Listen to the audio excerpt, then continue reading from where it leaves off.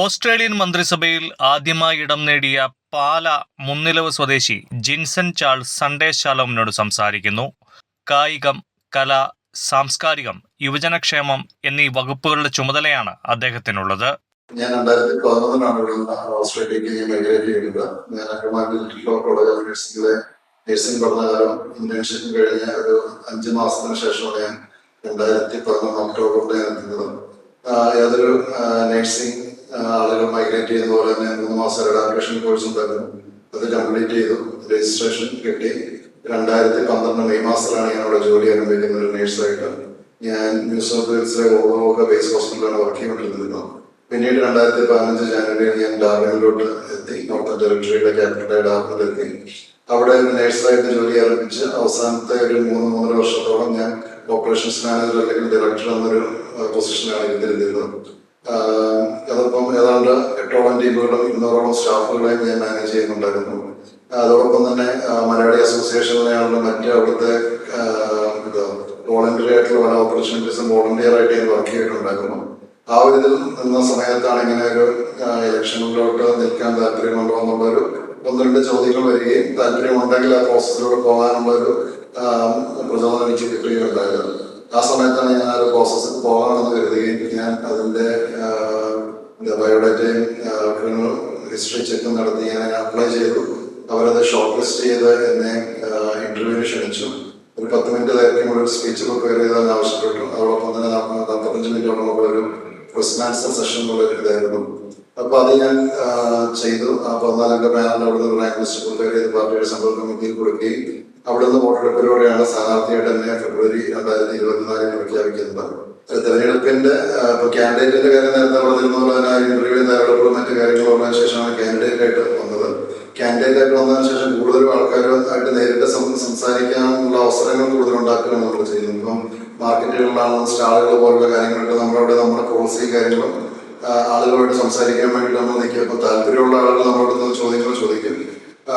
അതോടൊപ്പം തന്നെ ഈ പല ഗവൺമെന്റായിട്ടുള്ള റോഡുകളിലും നമ്മൾ പോയി ചെറിയ മൊബൈൽ ഓഫീസ് എന്നൊരു കോൺസെപ്റ്റ് ചെറിയൊരു ടെന്റും കാര്യങ്ങളൊക്കെ വെച്ച് നമ്മുടെ ഒരു സൈൻ ബോർഡൊക്കെ ആയിട്ട് നമ്മളവിടെ നിൽക്കും. ചിലപ്പോൾ 1-2 മണിക്കൂർ സ്പെൻഡ് ചെയ്ത് രാവിലെ ആണെങ്കിലും വൈകുന്നേരങ്ങളിലാണ്.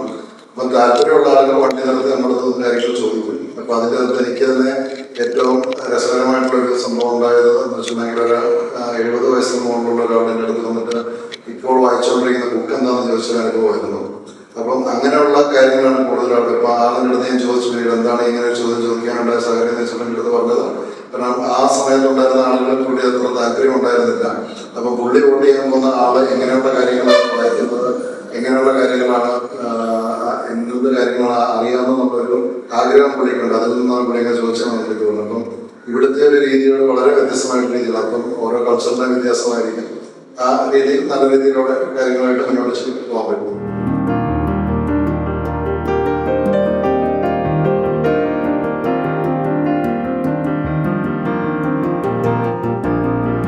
ഞാനവിടെ നോക്കിയപ്പോൾ ഞാൻ ഈ മണ്ഡലത്തിലെ സമയത്ത് പഠിച്ചിരുന്നു. 30 വർഷമായുള്ള മണ്ഡലത്തിന്റെ ഇലക്ഷൻ പാറ്റേണുകൾ ഞാൻ പഠിച്ചിരുന്നു.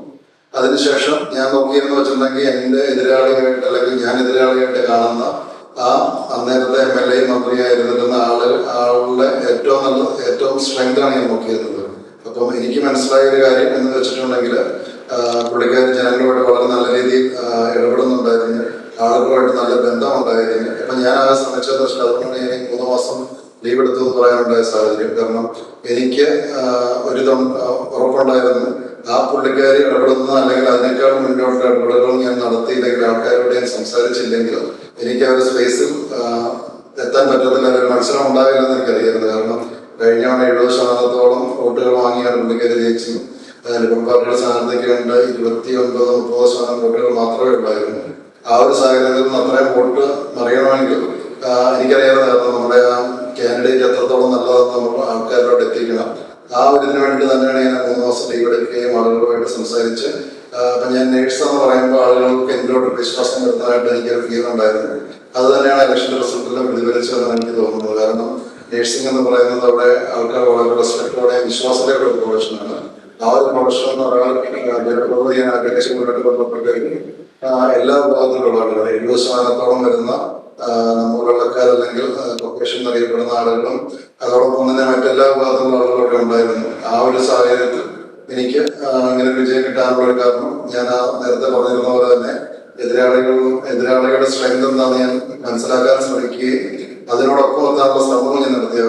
ഒരു മീറ്റിങ്ങിലോ അല്ലെങ്കിൽ ഒരിടത്ത് പോലും ഞാൻ എൻ്റെ എതിരാളിയെ കുറിച്ച് സംസാരിച്ചിട്ടില്ല. ആളുടെ പ്രവർത്തനത്തിലെന്നോ അല്ലെങ്കിൽ പ്രവർത്തികൾ നല്ലതല്ലെന്നോ ഒരിക്കൽ പോലും ഞാൻ പറയുന്നൊരു അവസരം ഉണ്ടായിട്ടില്ല. ഞാൻ ആകെ നോക്കിയതെന്ന് വെച്ചിട്ടുണ്ടെങ്കിൽ എനിക്ക് എന്ത് ചെയ്യാൻ പറ്റും, എൻ്റെ കഴിവുകൾ എന്താണെന്ന് ആൾക്കാരോട് എത്തിക്കാൻ മാത്രമേ ഞാൻ ശ്രമിച്ചിട്ടുള്ളൂ.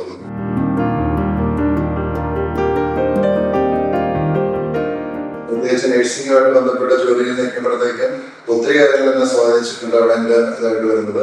പക്ഷെ എനിക്ക് തോന്നുന്നത് ഒരു രാഷ്ട്രീയക്കാരൻ എങ്ങനെയായിരിക്കണം അല്ലെങ്കിൽ എങ്ങനെയാണ് ആളുകളെ സേവിക്കണം എനിക്ക് ഉദാഹരണമായിട്ട് തോന്നിയിട്ടുള്ളത് പ്രിയപ്പെട്ട മുന്നണി സാർ മരിച്ചപ്പോഴാണ്.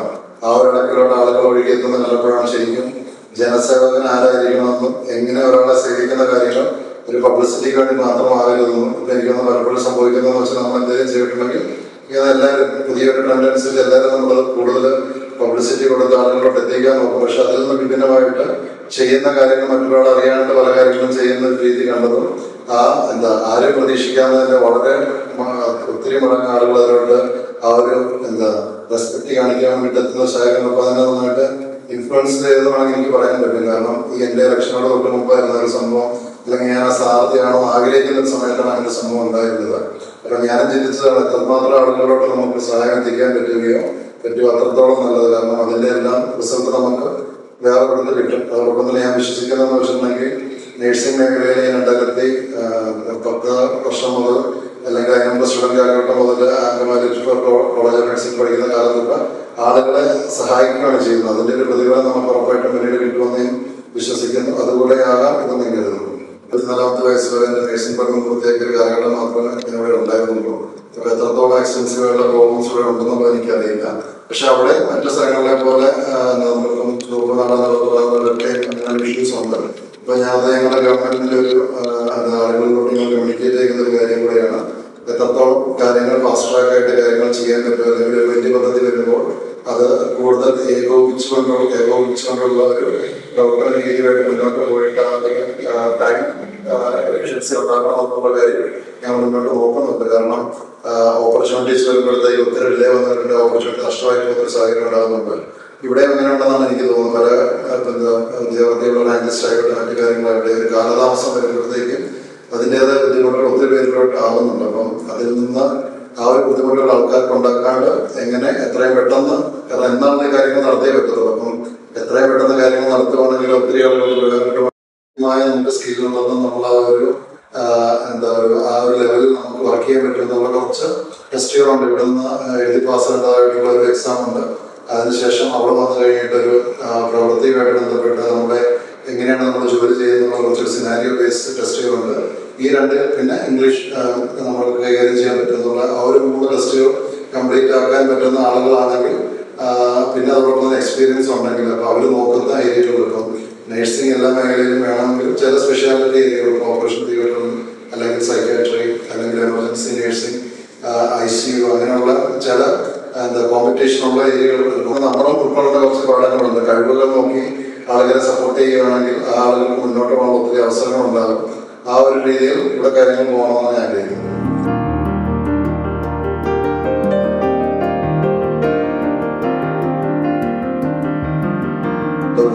ചെറുപ്പക്കാരുടെ ഇൻവോൾവ്മെന്റ് കുറവാണ്, ഉള്ള ആളുകളുണ്ട്. പക്ഷെ പിന്നീട് അവർ 50-60 വയസ്സ് കഴിഞ്ഞ ശേഷമാണ് കൂടുതലും ആ ഒരു ഏജ് കാറ്റഗറിയാണ് പള്ളിയിൽ കൂടുതലും ഉള്ളത്.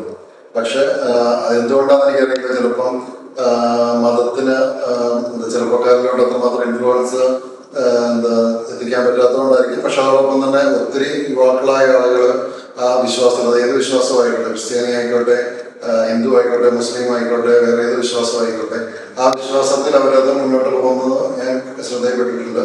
പക്ഷെ ഞാൻ കൂടുതലും മതങ്ങളിൽ കാണുന്നതെന്ന് വെച്ചിട്ടുണ്ടെങ്കിൽ മതം നമുക്ക് നൽകുന്നൊരു വാല്യൂസ്, ആ വാല്യൂസ് ഉയർത്തിപ്പിടിച്ചുകൊണ്ട് നമ്മൾ മുന്നോട്ട് പോകണമെന്നും അതെല്ലാവരെയും സഹായിക്കണമെന്നും എല്ലാവരെയും നല്ല രീതിയിൽ അങ്ങോട്ടും ഇങ്ങോട്ടും സഹായിച്ച് മുന്നോട്ട് പോകണമെന്നാണ് അത് സൂചിപ്പിക്കുന്നത്. ആ ഒരു ആശയമാണ് എനിക്ക് പലപ്പോഴും തോന്നിയിട്ടുള്ളത്. ഇപ്പം മുന്നോട്ട് ഞാൻ ആളുകളോട് സംസാരിക്കാൻ ശ്രമിക്കുന്നത്.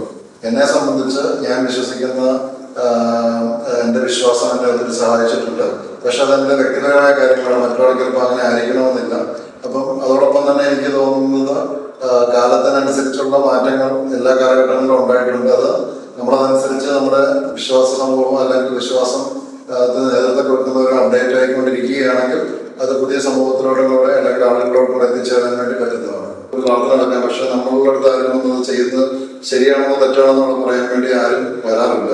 അപ്പൊ പക്ഷെ നമുക്ക് പരമ്പരാഗതമായി നമ്മുടെ പേരൻസ് നമുക്ക് പകർന്നു നൽകിയിരിക്കുന്ന കാര്യങ്ങൾ മുന്നോട്ട് കൊണ്ടുപോകുക എന്നുള്ളതാണ് നമ്മളെല്ലാം ചെയ്തു വരുന്നത് തന്നെയാണ്. നമ്മൾ എന്താണോ ചെറുപ്പത്തിൽ പഠിച്ചത് നമ്മളത് മുന്നോട്ട് ചെയ്യുന്നത്. അപ്പം അതിനുള്ള അവസരങ്ങൾ അടുത്ത തലമുറയ്ക്ക് ഇല്ലെങ്കിൽ അവർ ഉറപ്പായിട്ടും വ്യത്യസ്തമായ രീതിയിലെ കാര്യങ്ങൾ ചെയ്യത്തുള്ളൂ. പക്ഷെ ഇപ്പം ഞാനിപ്പോൾ ഡാർബനിലാണ് ഉള്ളത്. അവിടെ സീറോ മലബാർ സഭയുടെ ഇടവകയുണ്ട്, ഓർത്തഡോക്സ് സഭയുടെ ഇടവകയുണ്ട്, യാക്കോബായ സഭയുടെ ഇടവകയുണ്ട്, മാർത്തോമ സഭയുടെ ഇടവകയുണ്ട്. പിന്നെ അതോടൊപ്പം തന്നെ പ്രൊട്ടസ്റ്റന്റ് അല്ലെങ്കിൽ അങ്ങനെയുള്ള പെന്തക്കോസ്ത് അങ്ങനെയുള്ള ആളുകൾ, പിന്നെ ഹിന്ദുസിന്റെ ടെമ്പിളുണ്ട്, മുസ്ലിം പള്ളിയുണ്ട്. ആ രീതിയിൽ മൈഗ്രൻസ് ആയിട്ട് വന്ന ആളുകൾ ഇപ്പോഴും അടുത്ത തലമുറയിലോട്ട് അത് കൃത്യമായി പകർന്നു നൽകാൻ ശ്രമിക്കാറുണ്ട്. എല്ലാവരും ഒരുമിച്ച് ഞങ്ങൾക്കും എല്ലാവരും മറ്റു പെരുന്നാളുകൾക്ക് പങ്കെടുക്കുകയും മറ്റു വിശേഷാവസരങ്ങൾ നമ്മൾ അങ്ങോട്ടും ഇങ്ങോട്ടും പോകുന്നൊരു കമ്മ്യൂണിറ്റി ചെറുതായതുകൊണ്ട് തന്നെ ആ ഒരു ബന്ധം എല്ലാവരും നമ്മൾ അവിടെയുണ്ട്.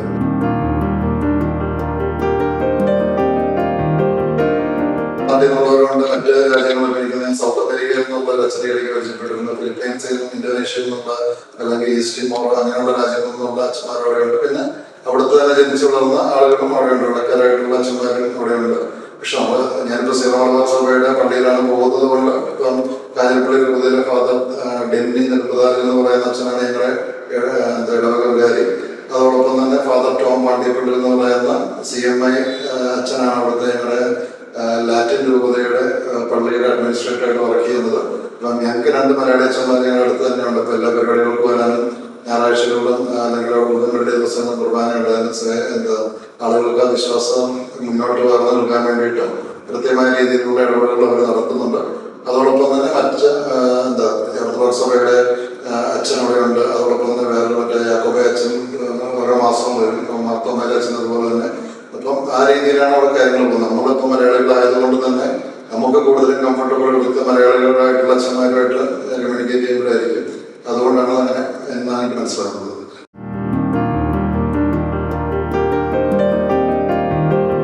ചെറുപ്പം തൊട്ട് ഞാൻ രാഷ്ട്രീയം ഒന്നും വീട്ടിൽ കണ്ടു കിടന്നുണ്ട്. അതോടൊപ്പം തന്നെ എൻ്റെ പപ്പ ചാൾസ് ആന്റണി മറ്റേ എംപ്ലോയീസ് ഫ്രണ്ട് എന്ന് പറയുന്ന സഹകരണ മേഖലയിലുള്ള ആളുകളുടെ സംസ്ഥാന സെക്രട്ടറിയും ജനറൽ സെക്രട്ടറിയും കൂടിയായിരുന്നു. അപ്പൊ ആ രീതിയിൽ ചെറുപ്പം തൊട്ട് ഞാൻ രാഷ്ട്രീയ നാട്ടിൽ കണ്ടിട്ടുണ്ട്. അപ്പം അത് തന്നെ ഒത്തിരി എൻ്റെ കരിയറിലാണ് മറ്റു കാര്യങ്ങളാണ് സഹായിച്ചിട്ടുണ്ട്. കാരണം ഞാൻ മനസ്സിലാക്കിയെന്ന് വെച്ചിട്ടുണ്ടെങ്കിൽ ആളുകൾ കൂടുമ്പോൾ അവിടെ പ്രശ്നങ്ങളും വരുന്ന സ്വാഭാവികമാണ്. അപ്പം ഒരു കരിയറിലാണ് എവിടെയാണെന്ന് നമുക്കൊരു പ്രശ്നം വരുമ്പോഴത്തേക്കും ഈ അനുഭവങ്ങൾ നമ്മളെ കുറച്ചുകൂടെ മാറ്റി ചിന്തിപ്പിക്കുവാൻ, ഒരു പ്രശ്നം വരുമ്പോഴത്തേക്ക് അതിൽ നിന്ന് ഇടപെടേണ്ട പ്രശ്നങ്ങളുണ്ട്, ഇടപെടേണ്ടാത്ത പ്രശ്നങ്ങളുണ്ട്. ചില പ്രശ്നങ്ങൾ നമ്മൾ ഇടപെടാൻ പോയിട്ടുണ്ടെങ്കിൽ ചിലപ്പോൾ നമുക്ക് വളരെ മോശമായിട്ടുള്ള ഒരു സാഹചര്യം അല്ലെങ്കിൽ നമ്മളെ അതിലോട്ട് വലിച്ചിടാൻ വേണ്ടിയിട്ടുള്ള ശ്രമങ്ങൾ പലരും നടത്തും. പക്ഷെ ഈ ഒരു ചെറുപ്പം തൊട്ട് ഞാൻ കണ്ടുവരുന്നൊരു രാഷ്ട്രീയമായിരിക്കാം എന്നെ പലപ്പോഴും അതിൽ നിന്ന് ആ ഒരു കാര്യം തന്നെ ഉറപ്പായിട്ട് ഇവിടെ ഹെൽപ്പ് ചെയ്തിട്ടുണ്ട്. പിന്നെ ഞാൻ ചെറുപ്പം തൊട്ട് കേട്ടിട്ടുള്ളൊരു കാര്യമാണ് ഏറ്റവും നല്ല രീതിയിൽ ആളുകളുമായിട്ട് ഇടപെടുക, അല്ലെങ്കിൽ ആന്റോ ആന്റണി എങ്ങനെയാണ് ആളുകളായിട്ട് ഇടപെടുന്ന രീതിയിലൊരു മോഡലായിട്ട് ആളുകൾ പറയാൻ എടുത്ത് പറഞ്ഞിട്ടുണ്ട്. അപ്പം ആ ഒരു ഇൻഫ്ലുവൻസ് ചെയ്തിട്ടുണ്ട്, തീർച്ചയായിട്ടും ഇൻഫ്ലുവൻസ് ചെയ്തിട്ടുണ്ട്. ആളുകൾ ശ്രമിക്കാറുണ്ട് അങ്ങനെ ആകാൻ വേണ്ടിയിട്ട്. അല്ലെങ്കിൽ ആളുകൾ ഒരു പ്രശ്നമായിട്ട് വരുമ്പോഴത്തേക്ക് അത് കേട്ടിരിക്കുക. അപ്പം എൻ്റെ കരിയറിലും അത് ഞാൻ നേഴ്സായതിൻ്റെ പേരിൽ ആ രീതിയിൽ എനിക്ക് ഒരു സ്കില്ല് ചെയ്യാൻ പ്രത്യേകമായിട്ട് ഞാൻ ആർജിച്ചെടുത്തിട്ടുണ്ട്. അതൊക്കെ എന്നെ രാഷ്ട്രീയത്തിലൂടെ എടുത്തിരിക്കുന്നത്.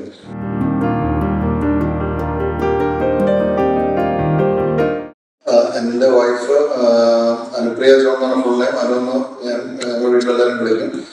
പുള്ളിക്കാരി ഇരിങ്ങാലക്കുട രൂപത പേരാമ്പ്ര ഇടവകമാണ്. എനിക്ക് 2 മക്കളാണുള്ളത്.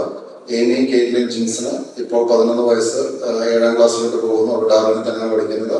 അന്നായസപ്പൽ ജിൻസൺ 5 വയസ്സ്, ഇനി 1ാം ക്ലാസ്സിലോട്ട് പോകുന്നു. പിന്നെ മാതാപിതാക്കള് ചാൾസ് ആന്റണി, ഡെയ്സി ചാൾസ്. പപ്പ ബാങ്കിൽ വർക്ക് ചെയ്യായിരുന്നു, റിട്ടയർഡായി. മമ്മി ഒരു അധ്യാപികയായിരുന്നു, മമ്മി റിട്ടയർഡായി. അനിയൻ ഓർത്തോഡോണ്ടിസ്റ്റാണ്, ഡോക്ടർ ജിയോ ടോം ചാൾസ്, പാലാരി ഇലക്ട്രോഡേലിയൻ ക്ലിനിക്കിൽ. പിന്നെ മാർസ്ലീവ ഉൾപ്പെടെയുള്ള ഹോസ്പിറ്റലിലെ കൺസൾട്ടൻ്റായി, ഡിസ്ട്രിക്ട് കൺസൾട്ടൻ്റായി വർക്ക് ചെയ്യുന്നു. ജിയോയുടെ wife doctor Maya David Chalissery, Thrissur Vimala കോളേജിലെ അധ്യാപികയാണ്. അനിയത്തി മാർസ്ലീവ മെഡിസിറ്റിയിലെ physical medicine and rehab consultant ആയിട്ട് ഡോക്ടറായിട്ട് വർക്ക് ചെയ്യുന്നു. ബാംഗ്ലൂർ സെന്റ് ജോൺസിൽ നിന്ന് MD എടുത്തതിന് ശേഷം കഴിഞ്ഞ വർഷം അവിടെ ജോയിൻ ചെയ്തു. അനിയത്തിയുടെ husband doctor Sunny John Marcilia യൂണിവേഴ്സിറ്റിയിൽ തന്നെ മാനേജിംഗ് ബോർഡ് മെമ്പറായിട്ട് വർക്ക് ചെയ്യുന്നു. അതാണ് പിന്നെ അനിയനും അനിയത്തിക്കാണുള്ള ഓരോ കുട്ടികളും രണ്ടുപേരും 18 മാസമായ സാക്ഷ താര, അതാണ് ഞങ്ങളുടെ കുടുംബം. പിന്നെ അനുവിന്റെ വൈഫിന്റെ വീട് പേരാമ്പ്ര.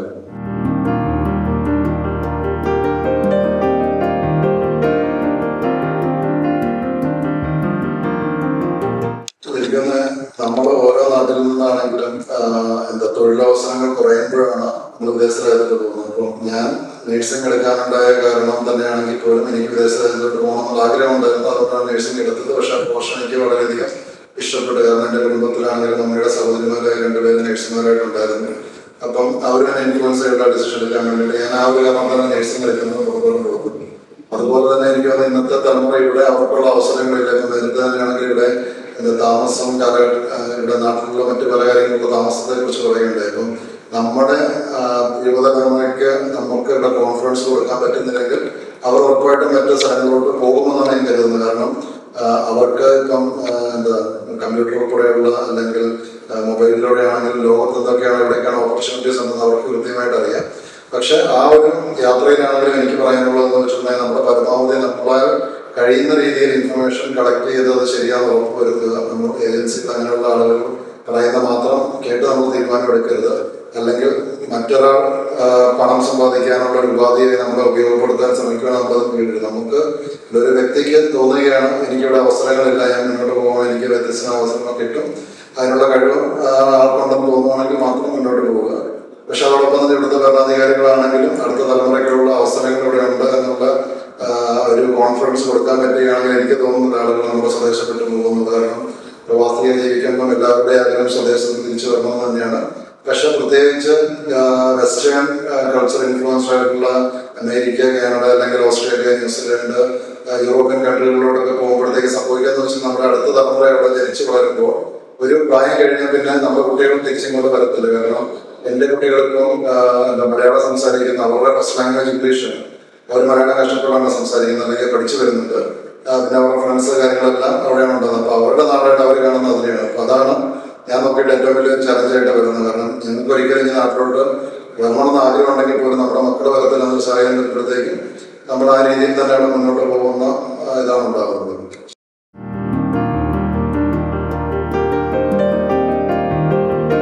പ്രത്യേകിച്ച് സന്ദേശങ്ങൾ വരുന്നത് എനിക്ക് പറയാൻ പറ്റുന്നത് ഓരോരുത്തരും ആയിരിക്കുന്ന അവസ്ഥയിൽ ഏറ്റവും നല്ല കാര്യങ്ങൾ ചെയ്ത് മുന്നോട്ട് പോവുക. ചിലപ്പോൾ നമുക്ക് ഇമ്മീഡിയറ്റ്ലി അതിൻ്റെ റിസൾട്ട് കിട്ടണമെന്നില്ല. പക്ഷെ ജീവിതത്തിൽ നമ്മൾ കൃത്യമായ കാര്യങ്ങൾ ചെയ്ത് മുന്നോട്ട് പോവുകയാണെങ്കിൽ ഒരു സമയമെത്തുമ്പോൾ ഉറപ്പായിട്ടും അത് മറ്റുള്ളവർ അംഗീകരിക്കപ്പെടും. പ്രത്യേകിച്ച് ഞാൻ മെന്റൽ ഹെൽത്ത് ബാക്ക്ഗ്രൗണ്ടിൽ വർക്ക് ചെയ്യുന്ന ആളായോട് ഞാൻ പറയുകയാണ്, ഞാൻ പ്രത്യേകിച്ച് നമുക്ക് ഡിപ്രഷൻ്റെ കാര്യങ്ങളൊക്കെ ഇതിലോട്ട് പോകാണ്ട് എന്തെങ്കിലും ഒരു കാര്യം നമുക്ക് അച്ചീവ് ചെയ്യാൻ പറ്റിയില്ലെങ്കിൽ വീണ്ടും അതിനു വേണ്ടിയിട്ട് ശ്രമിക്കുക. കൂടുതൽ നല്ല കാര്യങ്ങൾ ചെയ്ത് മുന്നോട്ട് പോവുക. ചിലപ്പം സക്സസ് എപ്പോഴും ഉണ്ടാകണമെന്നില്ല. സക്സസ് ചിലപ്പം ഉണ്ടാകാം, പിന്നീട് ഫെയിലിയറും ഉണ്ടാകാം. അപ്പം സക്സസിനെയും തോൽവിയെയും ഒരുപോലെ കൈകാര്യം ചെയ്യാൻ വേണ്ടിയിട്ട് അടുത്ത തലമുറ പ്രിപ്പയർ ആകട്ടെ ഞാൻ ആശംസിക്കുന്നു.